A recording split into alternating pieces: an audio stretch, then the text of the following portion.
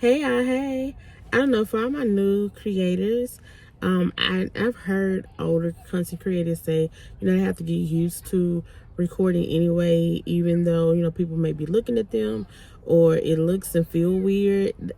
I'm there right now because I'm at my boys' football practice and I'm sitting in the car and I'm recording, and it's just weird because people are walking by, they looking, and I'm just like, I'm gonna get this video done because I have tried to do so many different angles and do so many different things to get this video in.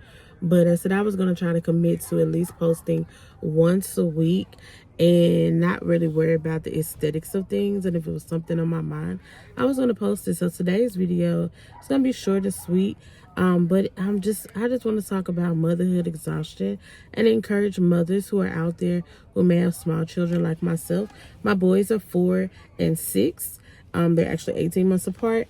And I'm just getting in the swing of, elementary school. I have my oldest is in kindergarten, my youngest is in pre-K. And it's a lot. It's a lot.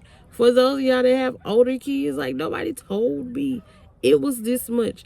It was a lot when they were in daycare, but it's even more now that I have one in elementary and one in pre-K, and damn near every week, every day, it feel like it is something. And no, I'm not a single mother. However, I'm mama, right? My husband does help when we're at home with, different things, but he works overnight. He's a trucker.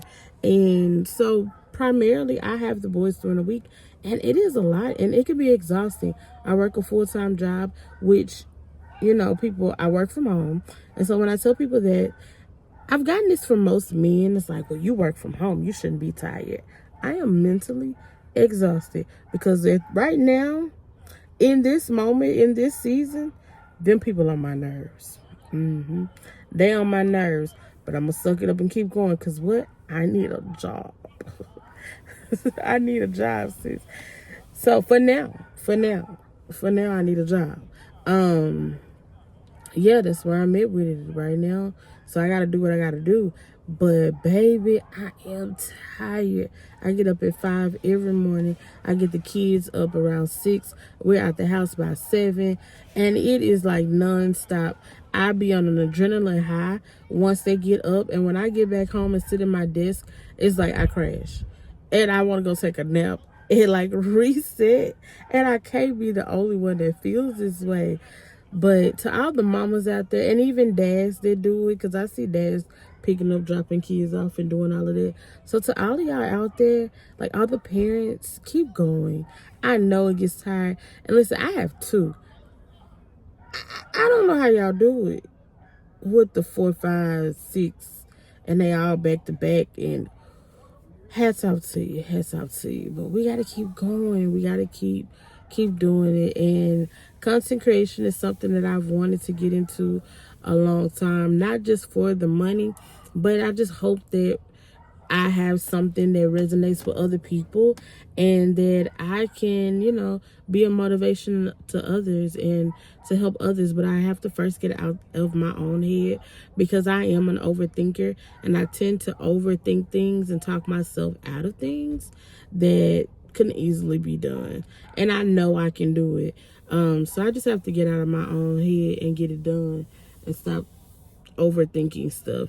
But consistency, I set a goal of at least once a week uploading a YouTube video, and that's where I am. I did one last week, and here's my one this week. Hopefully I can get some more, but I'm not trying to put too much on my plate because, as you can already tell by this video, your girl tired. I'm tired. I'm exhausted. And I used to feel bad for saying that because some people used to make me feel bad for saying that I'm tired. But I don't give a damn. Shit, we all get tired. And it was okay for them to say they're tired. Okay for them not to do anything. But because I'm mama, I had to keep moving and keep going. And no more. I'm tired. And if you got a problem with me being tired, it's your problem, not mine.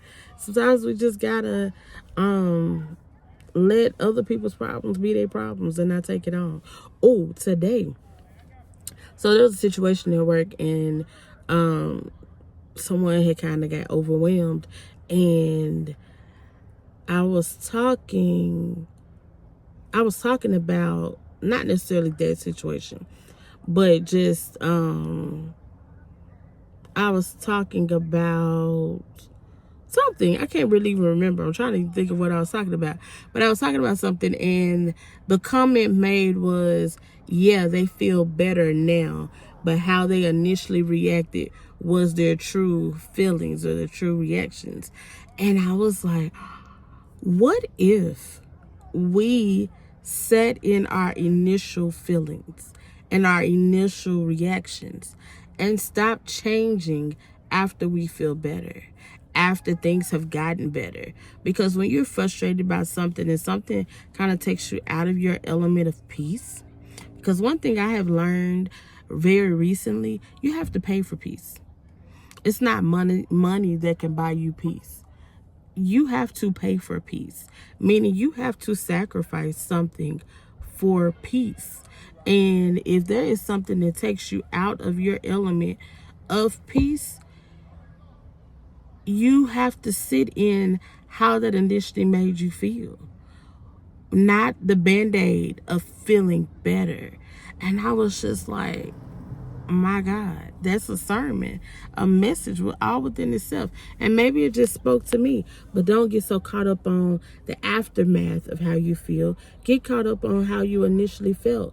When that action happened and it flipped the switch, whatever that switch was, stay right there and stop changing, because a lot of times the band-aid that happens, it causes us to change and maybe even forget how we initially felt.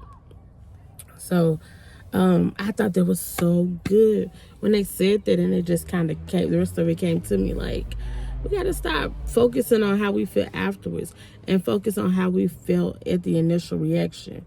And peace come with a cost. And at this point in my life, I'm willing to pay whatever that cost is to have peace, because not just outward peace, but inner peace. Mental health is very real. And I think that'll be another video that I make, that I talk about mental health. But it's very real, and in the African American culture and the Black culture, we don't focus and talk about mental health enough. We like to ignore it still after all these signs and how people have kind of opened it up to make it more popular. But baby, if you feel overwhelmed, you can't handle it, get you a therapist.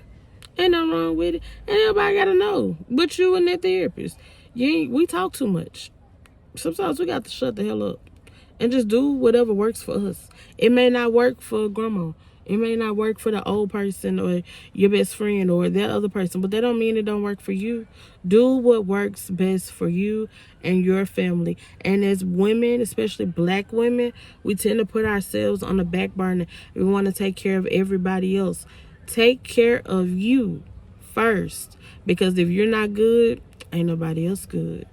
And you can't take care of the kids if you down. You can't take care of the kids if you in bed all day. You got to take care of you only. So I just wanted to get on here and do this quick little video, and I might go do a little footage of the boys practice.